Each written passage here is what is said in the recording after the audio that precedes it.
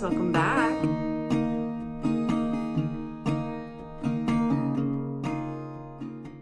Today we have a different kind of plant unboxing, and I think this is something that you guys might be interested in. In my last video, you guys, if you watched far enough in, saw that we set up a little home apothecary area and that I'm getting into herbalism. I'm now studying it and taking courses and, you know, things like that. And so I'm learning about new herbs and their beneficial properties and medicinal features, all that kind of stuff. And so honestly, my herb collection and apothecary is just gonna be growing and growing as I keep learning about new recipes and new ways to heal. I recently, during the holidays, when certain herb companies that are organically growing did some sales, I ordered a ton of bulk loose leaf herbs to do different herb blends, make products, make infused oils and honeys and tinctures, all that fun stuff. So I thought we would go through what I got and talk a little bit about each plant that I got. Very generic information, like the main medicinal reason why I got each one. So if you're interested in that, then keep on watching and let's open up the box. Before we get started, I did want to share a few resources on where I'm finding what the medicinal properties are for each one. And so one that you guys, if you're digging into the thought of herbalism, one book that everybody recommends is called The Modern Herbal Dispensatory, a medicine making guide. It's by Thomas Easley and Stephen Horne. This book is amazing. It talks about the properties of plants, uses, dosages, recipes, formulas, talks about supplies that you need. It's a great herbal 101 kind of a thing. And it's just a super easy read. So this is one that I'm going to be referring to. Another book is the Illustrated Encyclopedia of Healing Remedies by Norman Shealy. I got this, you guys, for like half off at Barnes & Noble, my local store. I love herbal encyclopedias because they're just so aesthetic. Like, you guys can see I'm bookmarking so much, but it's just simply data profiles on a bunch of herbs. For instance, let's say I open up to, so for instance, if I open up to this page, it's nettle and cranberry. You guys can see it has data, has usages, dosage, notes, properties, background, talks about like how it's gonna help your body, things like that. And it's just pages and pages and pages of herb profiles. So this is the first one I ever got, and this is what really kind of got me intrigued in herbalism. And then the last one is Encyclopedia of Herbal Medicine. So again, the encyclopedias are amazing. This one is 560 Herbs and Remedies for Common Ailments by Andrew, is it Chevallier? I cannot pronounce it because it is French, I believe. But this one also is a really, really cool book. And this one as well, if I open to a random page, like for instance, this one page is about peppermint, one's about nutmeg, just all this information. So highly recommend these 3 books. I will link them on either Amazon or Barnes & Noble, one of the two, below in the description. And there's so many herbal books out there. If you're considering getting into herbalism or learning more about plants and food and all that, then these books are a good first step to that. Now what you came here for.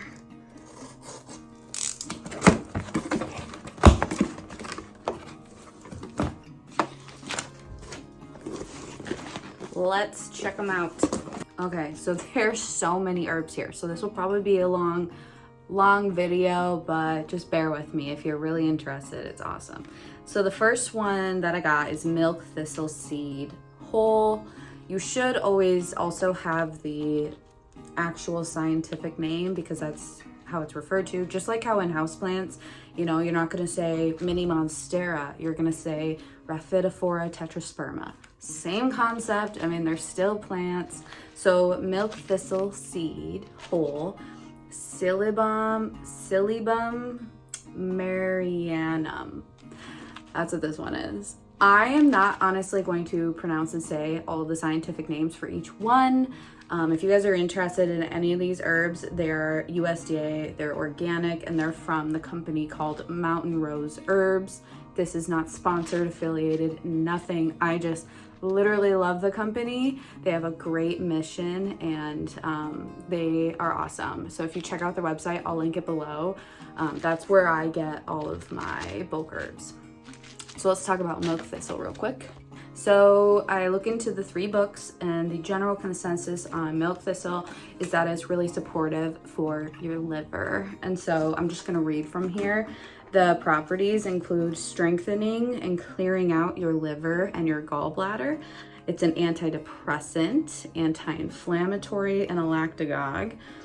In terms of helping with depression, it's saying depression that follows when somebody gets hepatitis. So just keep that in mind. Like, that's kind of specific. It is used with hepatitis. And like I said, your gallbladder, your liver. It's also helpful for nursing mothers to help milk production. Just helps with like a fatty liver, poor fat tolerance, liverishness, like, you know, just all over supports the liver. I mainly got it for liver support, just to add it in if I need it for some reason. Keep in mind, I am not a doctor and I am not like a clinical herbalist by any means. So always do your research on every herb and look at safety precautions and whatnot. So keep that in mind. The next one is Angelica root. And this one is a great one to have on hand. And from all of my resources, it's basically just an overall tonic. And when you talk about tonics, they basically are just supporting various areas for overall health and wellness. So this one's good for anything from like digestive issues to cold and flu issues. I think it was really used for colic. Antibacterial. It's really good for menstruation things like cramps, or you want to bring on menstruation. Like, it has a number of different uses and benefits. So this one personally, I could see going into a bunch of blends just to overall be a supportive herb. The next herb is called bladderwrack. And this one I'm excited about. Personally, I have a sluggish thyroid and my metabolism is kind of crap. And so it stimulates your thyroid gland. It's soothing, it's nourishing, it's a tonic for old age. It may help with obesity, tiredness. Take it for cellulite, chronic dry skin. It's good for stubborn constipation. It's just overall really nice, basically, for like your metabolism. And then this book actually mentioned too that it appears to raise the metabolic rate by increasing hormone production in your thyroid gland, but it may be limited if you have a poor functioning thyroid. So I don't know, just basically a good thyroid support, metabolic support herb. So I'm really excited about this one because I think this one will really help me out. This next one is one of my favorites and one that I quickly realized I very much want, and it is valerian root. Listen to some of these properties. It's a sedative, nerve restorative, calms the heart, antispasmodic, carminative, a relaxant, relieves muscle spasms, relieves anxiety, may help lower blood pressure in relation to stress. So overall, it's basically going to just calm your body. So a good one for, I think, nighttime teas. This one isn't, I'm not going to dig into it, but I got beetroot powder.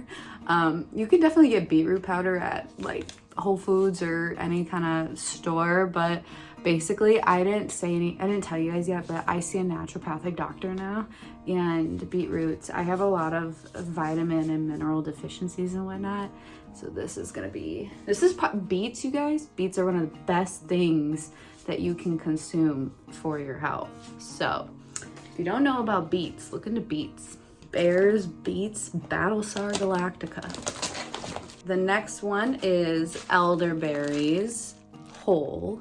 I'm not even gonna look this one up because I know, you guys, this is also a very common one. You're not necessarily gonna find actual elderberries at a store, but if you go to Whole Foods, for instance, they're in their natural section of like vitamins and things. The amount of elderberry tinctures and syrups and all that stuff, it is such a big immune supporter. So I got it because, especially here in Minnesota with the winters and the colds, and you know, Dino and I, we get sick or we're feeling under the weather easily and often. So I was like, that's gonna be a really good one to just have on hand, like for cold and flu especially. This next herb is a perfect example on why you definitely keep track of the scientific name for the plants. So this one is skullcap, and skullcap, there's different kinds. And so mine is Scutellaria, wow, lateriflora. My book, one of my encyclopedia books, for instance, there is the one that I have, Scutellaria lateriflora, but there's also a different skullcap called Baikal, Baikal skullcap, and that scientific name is Scutellaria baicalensis. So this is why if you just bought skullcap, you wouldn't know what skullcap. You don't go by just the common name. You really, especially if you're doing herbal formulas and blends, you really got to be specific, like what is the plant, because that's what's universally recognized and accepted. So anyways, let's talk about the one that I have. So the skullcap I have, Scutellaria lateriflora. All in all, some of the key actions include that it's a sedative, nervine tonic, antispasmodic, a mild bitter. Just kind of summarizing it, basically a lot of it is used for like anxiety, stress. It is supportive and nourishes your nervous system, and again, relieves stress and anxiety.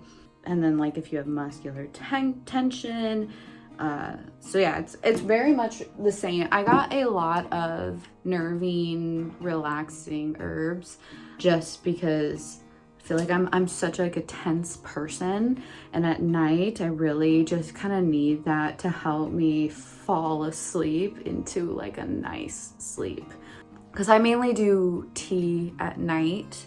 I drink tea all day every day, but like I definitely drink tea at night before bed. So I did get a lot of relaxing herbs to just help that wind down and help calm my nervous system so that I feel like I can wake up refreshed the next day. Speaking of, I haven't even sipped my tea yet. I'm just drinking a bagged tea because I have a lot to do. But this one is raspberry leaf. I actually just learned a lot about this one in my classes. It's so good for women's health, you guys. If you actually get Traditional Medicines, the brand of Boxy, they have raspberry leaf, and you'll see it says women's support, wellness. But in my studies, I learned that it's a uterine tonic. So it helps with just everything you can think of, like menstruation wise. Sorry, men, if you're watching this. If you're like me and you get really bad cramps and stuff like that, it's just such a great overall support for women. So I always make sure I have loads of that tea on hand. And actually, I'm pretty sure oh my gosh, I did. I bought it as a loose leaf tea so that I can actually make other hormonal blends that are supportive, because there's a lot of hormonal supportive herbs, and so why just drink one when I could make a blend and get multiple benefits, you know what I mean? So speaking of, I'm not even gonna look this one up. This is raspberry leaf. I have been drinking raspberry leaf tea. Again, I got the Traditional Medicines tea bags. This is not sponsored. They should sponsor me. But yeah, raspberry leaf tea, great one for women's support. Up next was one that I thought was really interesting in my studies. It is black walnut hull. I'm pretty sure it's like the outer shell, like the outer area, but definitely look it up. Look up a picture of black walnut hull. It's Juglans nigra, and I got it in a powder form because also, can you imagine, like a lot of these herbs you have to garble or like crush it up and at least break it up. You don't necessarily have to powder the herbs, but when it comes to things that are roots and shells and whatever, it is nice to get them already powdered. So I got black walnut hull powder, and listen to this, you guys. It is a locally acting antifungal, antimicrobial, great for gut infections, gastric candida overgrowth, and general dysbiosis. I'm assuming, you know, in your gut. It's great for hypothyroidism, probably acting on autoimmunity through gut bacteria and regulation. Externally, because it's, you know, antifungal and microbial, can be applied to athlete's foot, ringworm, boils, infected wounds. It builds tooth enamel if you use it as a tooth powder. So basically, it's amazing. It's so cool. I'm excited. I kind of, since I have it as a powder, I should try making it into a tooth powder. Although I have very, very healthy teeth. But I like that it's antifungal and microbial because, as you can hear, it can be treated with like rashes and wounds. So this would be potentially a good first aid kit herb to have on hand. But also what I'm finding with my GI issues is like I have really bad gut issues, and so this, I was like, I need this. I definitely looked into a lot of stomach, digestive, gut healing herbs too, so you might see that as a common trend. Up next, we have one that you need to kind of be careful with. So we have borage. I don't know if some people have heard of this one. I do know people who actually grow borage, but just to give you a little idea, the reason that you have to be careful with borage is because it contains pyrrolizidine, I didn't probably say that right, alkaloids, which basically they're toxic. So you have to be careful on like how you're using it and how much, and you know, certain parts and all that kind of stuff. So just be careful, and you know, again, make sure you do all your research on these plants and make sure that they're good for you, or consult with an herbalist or practitioner. I am not an herbalist. I am trying to become one. So anyways, but I got borage because it is great for internal inflammation, skin conditions, arthritis. The leaf supports adrenal functions, lifts sadness and depression. Basically, adrenal tonic, antidepressant, anti-inflammatory, decongestant, and expectorant. If it's an expectorant, you can look at that as like your body's expelling it, it's getting it out, or it's moving it from inside to out. So yeah, but you know, I will say, because of certain things, this is one that I definitely, if I use borage, it would be more so in like a recipe that I find, and one that I'm a little more cautious about. Next is one I won't go too far into, but it is spearmint leaf. This I think would be nice if I want to make my own like natural toothpaste or mouthwash or something like that. Otherwise, on a daily basis, I drink peppermint and spearmint tea.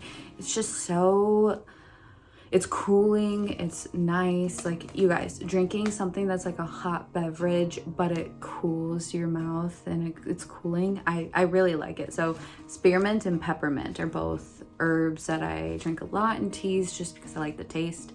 I don't really ever find a lot of information on the medicinal properties of specifically spearmint. Peppermint I do, but not so much spearmint. But just like peppermint, just from like Googling, you can find that it's good for basically digestive things. It's disorders, digestion, gas, anything like that. So I don't know, I always like to have either peppermint or spearmint on hand just for enjoyment, but then also sometimes I'll drink mint tea before or after meals. So, but I got some spearmint. I have so much bagged tea of mint. I honestly probably didn't need to buy that one in a loose leaf tea. And then next we have a fun one. This is eleuthero root. This one I just did a lot of reading and studying about with eleuthero root. This one is interesting, and this is why it's good in herbal practice to have multiple resources and books, because when I was going into my books and I was just looking up eleuthero root, I wasn't finding anything. And then one of my books had the scientific name in the index, so Eleutherococcus senticosus. So then I found that. I went to the page. It then has the different common name of Siberian ginseng. And I always hear about ginseng herb, you know, the ginseng plant. But then I didn't know that eleuthero was like another name for Siberian ginseng. And then I was like, okay. So in the other book, I looked up Siberian ginseng, and it brought me to regular ginseng, which then said sometimes this version, Siberian ginseng eleutherococcus, is sometimes sold as just overall generic ginseng, and that it has the same properties as Panax, P-A-N-A-X, ginseng. So you kind of go through like all these loopholes, and you get this name, then you find here, and then you got to look this and that, and you realize that there's so many names and things can get easily confusing. So that's why it's good. That's why I actually have, in general, multiple encyclopedias, because sometimes you don't find it on them. And sometimes books just don't have all the herbs. I mean, there's so many plants. So yeah, that's just another reason why you should have multiple resources and scientific name and common name, and then you'll find out that it's sometimes referred to as this, which can be mistaken for that. And eventually, like now, I have 2 pages where I finally got to what we were trying to find, which is eleuthero. Anyways, eleuthero, I am excited because it is a tonic or an adaptogen. Those words are kind of used interchangeably, but there are differences between the two. But basically, it's not something that is used to treat ill health. It is a supportive herb. And so eleuthero is great because it's adaptogenic, tonic, and protects the immune system. What I like, and what I've noticed from other adaptogens that I use, it basically just balances me out. In herbalism, I see a lot of things referring to homeostasis, a state of balance, and adaptogens and tonics are just so good to support you and just help you optimally function. And so I am really into adaptogens right now. Obviously, like mushrooms are very adaptogenic, but yeah, so for instance, ginseng will help with stress, exhaustion, resilience. A lot of adaptogens are useful for cancer treatments. That obviously you have to do so much research on if you go down that rabbit hole. But yeah, just overall, like a great balancing herb. And a different adaptogen, I actually take a tincture every day of Alaskan rhodiola. It's rhodiola, but I get it sourced from Alaska. And you guys, I don't get 2 p.m. crashes anymore.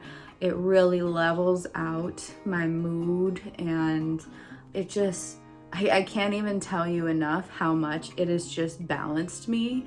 So now that I'm learning about all these other adaptogenic herbs and tonics and things like that, I am so interested in it because I physically am seeing it work for me, and it's just super exciting. So Anyways, look up ginseng in general, but specifically I got Eleuthero because that one is also referred to a lot in my studies. And I got the root. There's different types, different parts of plants and herbs, and some have medicinal properties, some parts don't. So I specifically got Eleuthero root. With all herbs, make sure you're looking up what part of the plant has the medicinal properties, because sometimes it's the aerial parts, like, you know, stems, leaves, flowers, anything basically above ground. But then other parts, it's only the root, only the rhizome. Other parts, it's the whole thing. Sometimes the flowers have benefits that the leaves don't, but then the leaves have these benefits. Like, it's really cool, but it's a lot to look into. But like, for instance, you hear of like turmeric, or sometimes people say turmeric, however you want to say it. That's a rhizome, I'm pretty sure. So you don't really see people talking about the actual rest of the plant. Same with ginger root. That's kind of what you hear more so of. So make sure, if you guys are really curious about plants and herbs and medicine, you got to look up the type or the part of the plant that has the benefits. And normally the resources tell you so. We're only like halfway done, so I'm going to speed this up and try and like multitask. So the next one's plantain leaf. A lot of people rave about this one. I'm super excited to have plantain, but basically it's soothing, healing, and astringent. It can help with irritable bowel, irritable bladder, again, you know, digestive things like me. Helps with runny nose from allergies, irritation, and cold. Helps for eczema, cleaning wounds if you use it like externally, you know, insect bites, drawing stings and splinters. So it can be, plantain leaf can be a good first aid herb. And if you have sore or bleeding gums, you can add it to a mouthwash. Soothes neuralgic pains and shingles rash. And yeah, it's good. Oh, good for a persistent fever. And if you're in general just like feeling hot. So that's plantain leaf. And similarly, we have, where'd it go? Comfrey leaf. Comfrey, I actually specifically got it in a first aid topical reason. So in general, it's demulcent, astringent, anti-inflammatory, heals wounds and bones.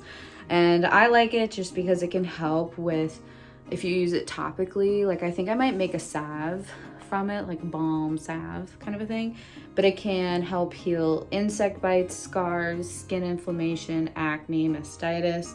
Helps with healing bruises, sprains, fractures, broken bones. And it basically, this is really cool, it encourages ligaments and bones to knit together firmly. Like a plant does that. That's so cool to me.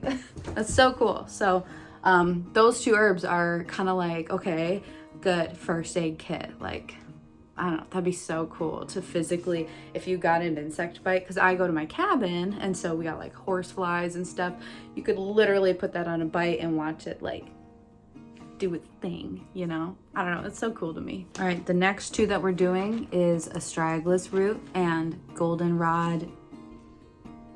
Oh, it just says goldenrod. I think it's either goldenrod like leaf or it's the whole plant, aerial parts.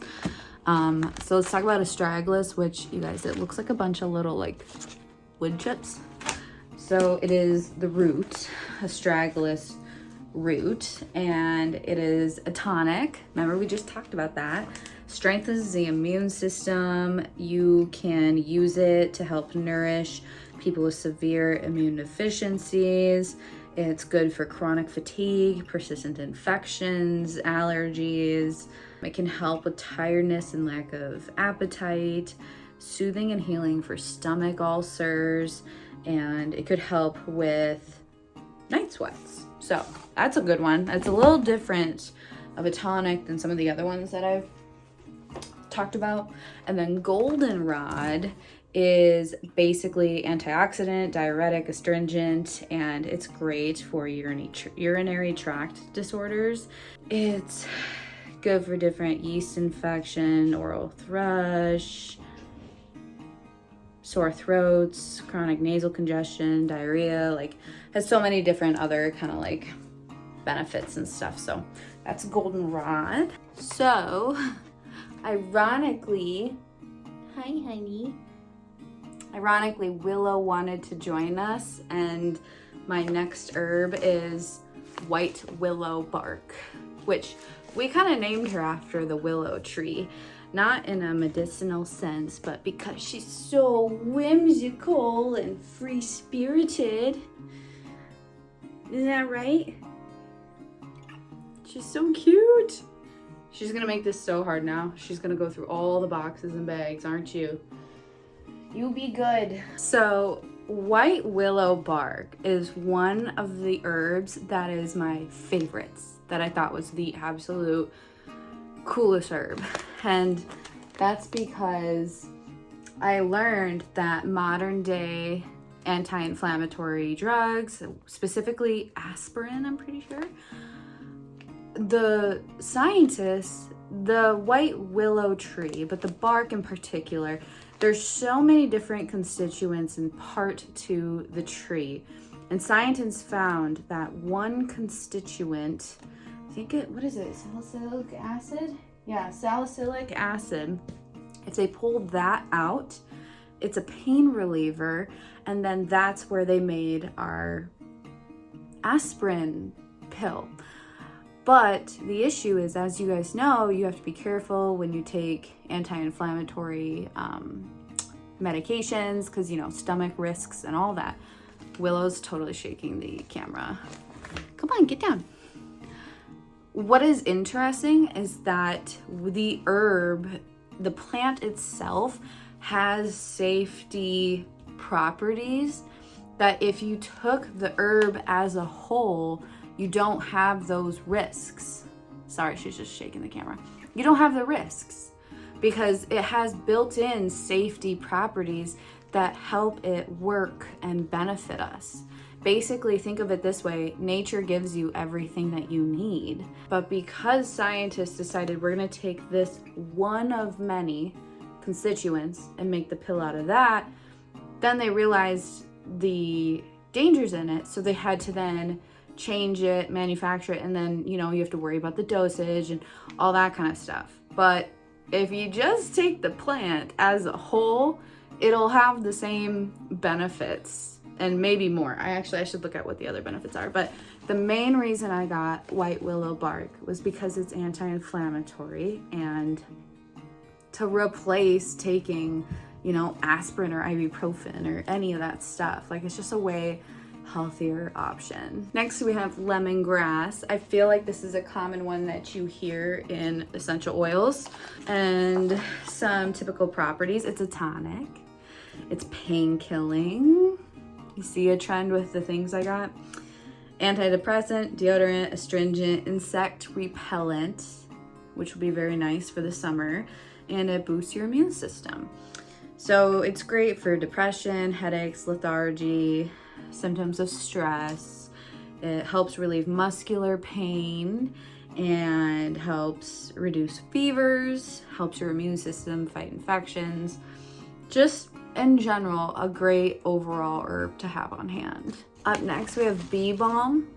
Bee balm is an herb that's kind of overall a good one to have on hand. It's good for cold and flu, good for nausea, bloating, kind of like your digestive issues.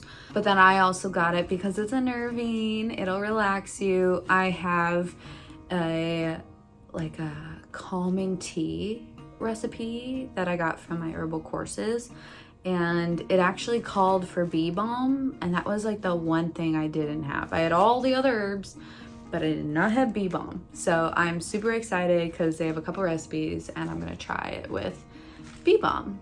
But yeah, I got it mainly, I think, because it's a nervine. All right, we have two more herbs. So this one is St. John's wort. And this one has a lot of properties. So it's antidepressant, diuretic, emmenagogic, expectorant, analgesic, antiviral, anti-inflammatory, which is the main reason why I got it, antispasmodic, Moisturizing, vulnerate, strengthens the nervous system, and speeds healing. Great overall herb to have. It's good for helping with mild depression, and it's good for back pain, deep wounds. If you use it as an infused oil, it'll be good for your muscle and nerves. So you can use it as like a massage oil. You can use the extract of the plant for internally for a stomach ache, colic, intestinal disorders. It just has a lot. In homeopathy, it is most often given to treat nerve pain following injury. So great overall herb with so many benefits and uses. Also, don't mind the spray bottle. It's because Willow, she's like roaming around doing stuff. If she eats plants, I gotta spray her a little bit. Last but not least, one that I was most excited to get is pink rose petals. Specifically, Rosa Damascena, Damascena. But rose in general has a lot of benefits. So I actually already have rose hips, which is the fruit of the rose plant. But basically, I got the rose petals because I have some recipes that call for rose petals, and I'm pretty sure I have an Epsom salt bath soak that you can then put rose in like the bath. Oh, so cool. But anyways, rose petals, they're uplifting, like they're a good uplifting addition to herbal teas, and they reduce stress and help heal heartache. Cooling, drying, and slightly constricting, anti-inflammatory, antibacterial, antidepressant, and astringent. So another great herb, and personally, I just can't wait to make a beautiful blend out of this. I might try and do like a rose petal infused oil or honey or something like that, but I don't know. This was one that I was so excited. When you go to Mountain Rose Herbs, they have different rose that you can choose from. So I got pink rose petals. I didn't find anywhere if there was any difference between the different colors or anything like that. Oh my god, Willow. But there was like pink. I think there might have been white or red. So I think it's just personal preference. I really wanted pink. I thought it would be beautiful, especially in like a nice like tea or bath. Definitely last but not least. And this is only a 4-ounce bag. You can buy herbs by a pound or by 4 ounces. And 4 ounces might not seem like a lot, but look at how big this bag is compared to this 4-ounce bag. Like, it really depends. And personally, if you're building your apothecary, you don't know if you're gonna like herbs, and you don't wanna, they are so expensive. The higher quantity that you get, 4 ounces is a little more affordable. That obviously, but that varies like per plant. But yeah, so 4 ounces, it might not seem like a lot, but like in some plants, it definitely is a lot. I got a pound of, I think, cat's claw, if I can remember correctly. And oh my god, you guys, I did not have enough jars for it. I got way too much. I did not think about how much it would actually be. Yeah, so if you shop around for herbs and you see 4 ounces, don't let that deter you. You still get a good amount of plant to test out, try, and if you like it, you can order it in a higher bulk. But you know, you're really not using a ton per recipe, so yeah. All right, you guys, I have so many herbs.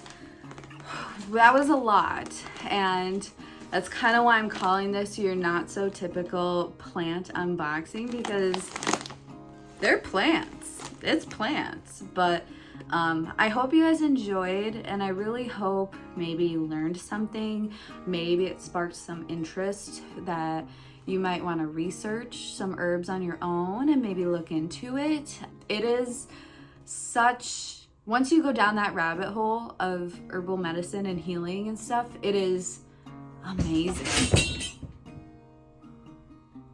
I gotta grab Willow. Oh my gosh. Anyways, once you go down that rabbit hole, it is incredible the kind of information that you find and that you learn.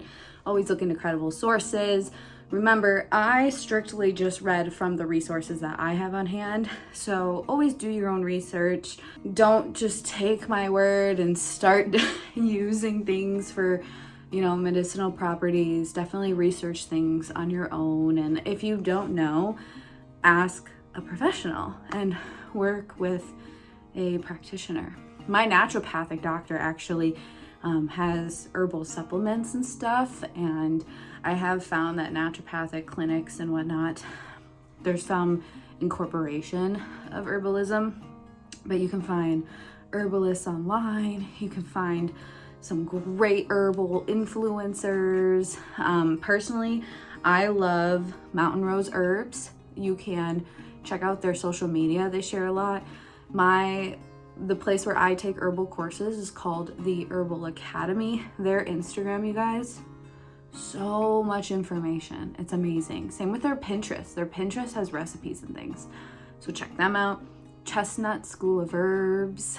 I forgot the woman, but it's an amazing account as well. So informative. So there's a lot of resources out there. I will link these books down below, as everything else.